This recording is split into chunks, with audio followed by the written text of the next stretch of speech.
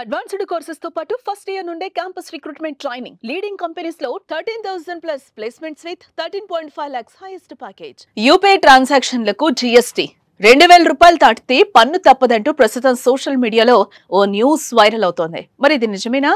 దీనిపై క్లారిటీ ఇచ్చిన కేంద్రం ఏం చెప్పింది? పన్ను ఉంటుందా లేదా?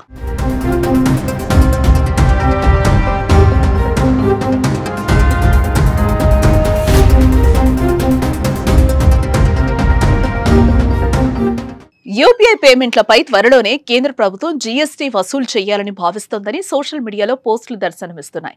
పన్ను ఆదాయాన్ని పెంచుకునేందుకు 2,000 రూపాయలు పైబడి చేసే యూపీఐ ట్రాన్సాక్షన్లపై ఏకంగా 18% చొప్పున జీఎస్టీ వసూలు చేస్తారని విస్తృత ప్రచారం జరుగుతోంది.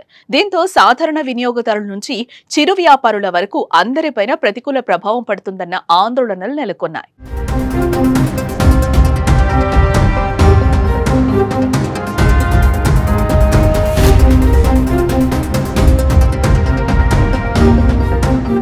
ఈ క్రమంలోనే 2,000 రూపాయలు ఆపైన జరిపే యూపీఐ పేమెంట్లపై జీఎస్టీ వేయనున్నారన్న వార్తలను కేంద్ర ప్రభుత్వం ఖండించింది. ఈ మేరకు కేంద్ర ఆర్థిక మంత్రిత్వ శాఖ శుక్రవారం ఓ ప్రకటనను విడుదల చేసింది.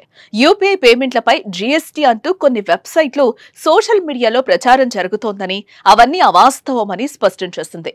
యూపీఐ ద్వారా డిజిటల్ పేమెంట్లను మరింత ప్రోత్సహించడమే తమ ఉద్దేశమని స్పష్టం చేసింది.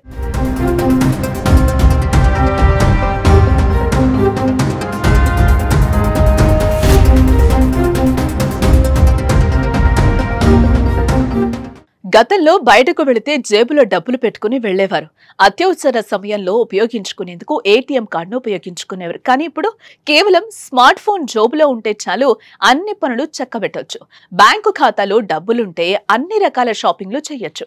పేదవారి నుంచి సంపన్నుల వరకు తమ పరిధిలో డిజిటల్ లావాదేవీలకు ప్రాధాన్యమిస్తున్నారు. పెద్ద నోట్ల రద్దు తర్వాత దేశంలో యూపీఐ సేవల వాడకం ఎక్కువైంది.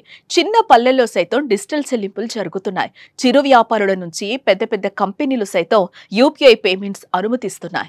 గత కొన్నేళ్లలో యూపీఐ పేమెంట్స్ లో భారత్ టాప్ లో నిలుస్తోంది. అయితే అదనపు ఛార్జీలు లేకపోవడం, క్యాష్ బ్యాక్ లాంటి ఆఫర్లు ఉండడంతో పాటు ఈజీగా చెల్లింపులు జరిపే సౌలభ్యం ఉండటం వల్ల దేశంలో డిజిటల్ పేమెంట్స్ ఎక్కువయ్యాయి. ఇప్పుడు యూపీఐ పేమెంట్స్ పై పన్ను అనగానే ప్రజలు కాస్త గందరగోళానికి గురైన కేంద్రం క్లారిటీతో ఊపిరి పీల్చుకున్నారు.